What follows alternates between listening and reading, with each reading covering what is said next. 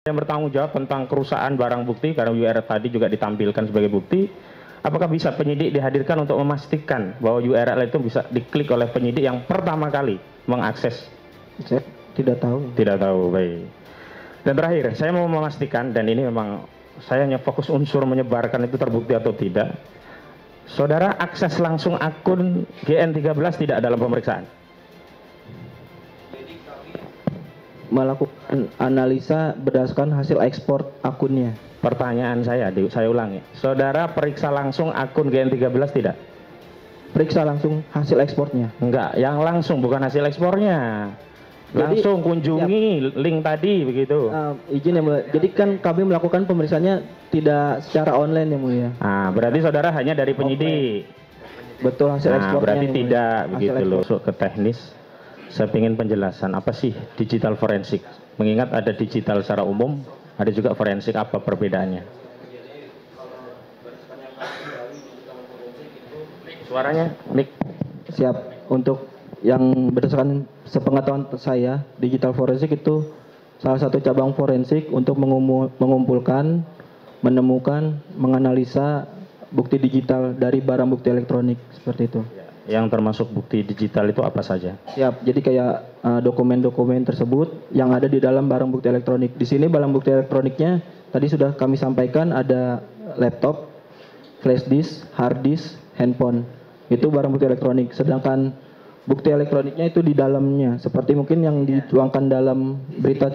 Iya betul yang mulia, isinya seperti itu yang. Di luar itu misalnya akun-akun atau platform sosial media, apakah juga termasuk bukti digital forensik seperti platform Facebook, Twitter, YouTube, dan yang lainnya? Ketika ada akun YouTube, Facebook atau lain-lain, itu kita hasil ekspornya yang mulia. Jadi itu bukti digital. Nah, dalam hal ini saudara mendapat nggak bukti digital dari akun YouTube milik terdakwa atau dari yang lainnya? Kalau untuk dari akun YouTube, kami hanya menerima satu flash disk itu. Artinya saudara tidak bisa meyakini apakah itu dari akun tertentu atau kopian dan sebagainya? Itu tidak, kami tidak mengetahui. Tapi ya. Untuk yang hard disk yang mulia, itu berdasarkan keterangan penyidik adalah isinya ekspor dari akun YouTube-nya yang mulia.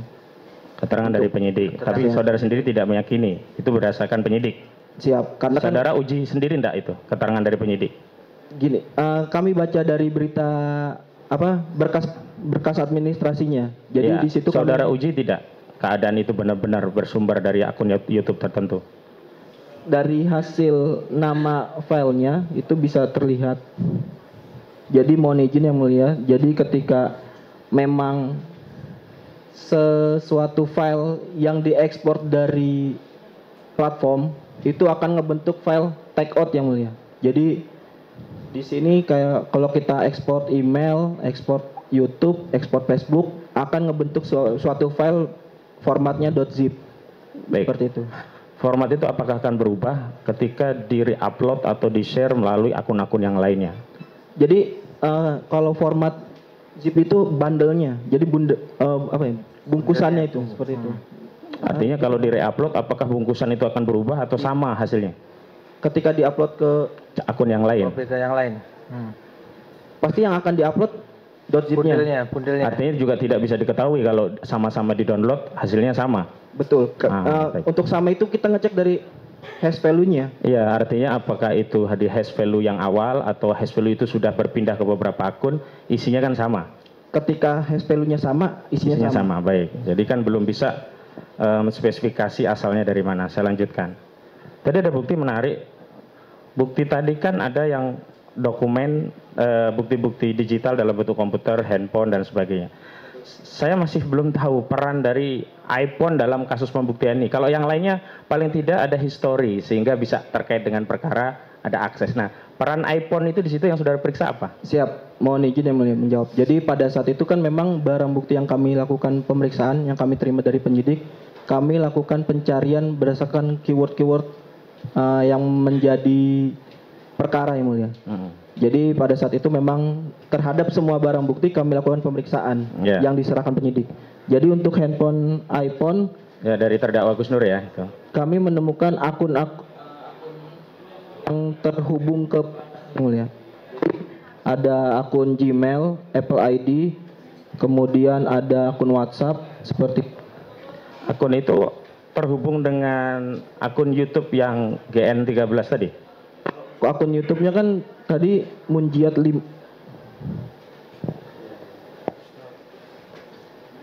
Munjiat Muhammad 51 @gmail. Ya, tadi ada bukti-bukti menarik ya. Saudara kan setelah saudara periksa, saudara bungkus rapi, dan yang tersegel itu saudara jamin masih utuh sesuai dengan apa yang saudara periksa digital forensiknya. Betul, selagi Pertanyaan saya, itu sudah ada yang terbuka satu tadi, flash disk. Flash disk itu yang membuka segelannya saudara atau siapa? kami jadi pada saat kami melakukan penyerahan barang bukti itu Masih tersegel semua? segel. Nah pertanyaan itu kan sudah terbuka satu. Saudara bagaimana bisa meyakini flash disk itu flash disk saudara atau sudah ditukar atau di copy paste? Bisa mungkin kalau seandainya kami lakukan pemeriksaan MD5-nya yang mulia seperti yang tadi kami sampaikan. Bukan mungkin, hari ini kan saudara tidak melakukan pemeriksaan itu dan faktanya bukti sudah dibuka bukan dalam konteks pembuktian. Sudah terbuka loh satu tadi. Flash itu hasil utama dari apa yang saudara periksa, saudara masukkan flash disk. Dan flash disk itu justru sudah terbuka. Dari mana kami bisa menjamin bukti itu otentik seperti hasil pemeriksaan yang saudara terangkan tadi? Kami boleh minta waktu yang mulia untuk kami coba Silakan, ya. Nah, pertanyaan SOP-nya apa boleh? Boleh apa? Segel itu dibuka sementara yang lainnya tidak dibuka tadi. Jadi kalau di kami ketika sudah kami serahkan ke penyidik itu sudah di luar kami. Nah, berarti saudara tidak bertanggung jawab kalau sudah terbuka. Selagi ketika mungkin hasilnya itu sama dengan di sini berarti tidak ada Pertanyaan saya, yang saudara tanggung jawab itu yang sudah terbuka atau yang masih tersegel? Baik, saya lanjutkan. Itu flash disk itu kan SanDisk merah itu ya. Saudara siapkan sendiri untuk kopi atau disita dari penyidik atau terdakwa? dari penyidik. Diserahkan dari penyidik, bukan disita dari terdakwa, saksi atau bagaimana? Kalau berdasarkan berita penyitaannya disita dari pelapor. Pelapor siapa namanya? Aduh, ada di Mindik. Dodo Baidowi. Kami lupa, Pak. Baik. Di hasil olahan saudara tadi disatukan dengan flash disk yang dari Dodo Baidowi tadi. Maksudnya? Nah, itu kan tadi ada flash disk satu, saudara periksa. Betul. Hasil analisisnya saudara masukkan lagi ke flash disk itu atau dituangkan BAP saja? Jadi seperti yang tadi kami sampaikan, ini flash disknya kami lakukan image.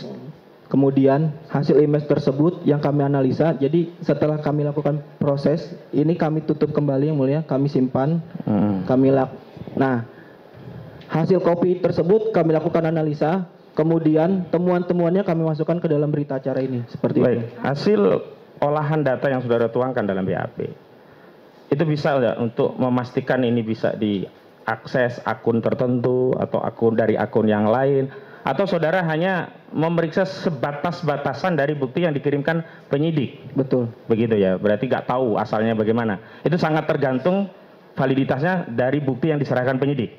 Betul, karena pada saat bukti elektronik tersebut diserahkan ke kami, kami cek mindik-mindiknya. Itu hanya untuk dasar kami, yang mulia. Jadi lakukan pemeriksaan. Ini sudah disita, ini sudah dibungkus, seperti itu kemudian kami lakukan pemeriksaan. Ya, berdasarkan ini dari siapa itu tidak tahu ya. Urusan penyidik ya.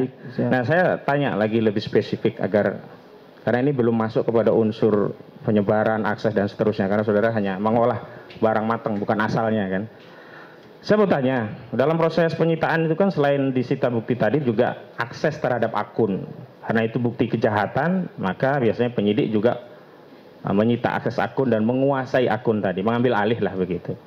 Nah, nanti juga terdakwa ini kan ditanya ya, alamat emailnya, cara upload, cara re-upload dan seterusnya ada biasanya. Saudara terlibat nggak dalam proses untuk menyita akun tersebut sehingga akun tadi dijamin tidak berubah sampai proses pembuktian di persidangan? Terlibat tidak? Jadi mohon izin yang mulia, ada beberapa kasus ketika memang penyidik membutuhkan backup kami untuk melakukan ekspor atau sita, kami hanya mendampingi dan kami hanya bilang mohon izin yang mulia, jadi seperti kayak memberi tutorial gitu doang ya? tutorial, siap. Untuk semua melakukan itu penyidik yang mulia. Penyidik yang melakukan. Untuk kasus ini saudara ikut? Oh ya, kasus ini ikut nggak saudara? Untuk yang Untuk pengambilan bukti pengambilan akun tadi, Iya. bukti-bukti dan yang lainnya. Saya lupa yang mulia. Kok lupa? Untuk Saudara terlibat nggak pada Oh, saat mengambil bukti untuk dari ekspor akunnya kami sempat menutorkan ke penyidik yang mulia. Nggak langsung di hadapan penyidik atau ini prosedurnya begini atau ikut mendampingi penyidik? Siap, kami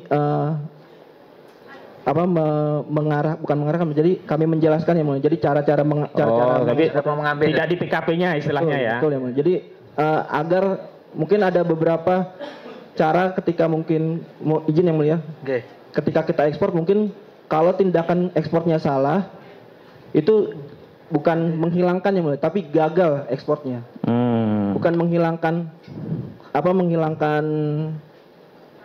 filenya, Filenya. kontennya seperti itu yang mulia. Berarti saudara Jadi hanya ketika kita mau ekspor kemudian ekspornya salah langkah itu gagal. Harus diulangi lagi sampai berhasil, tapi tidak menghilangkan Filenya itunya yang mulia. prosedurnya demikian, tapi dalam kasus ini saudara tidak terlibat langsung dalam hal itu ya. tidak terlibat. Baik.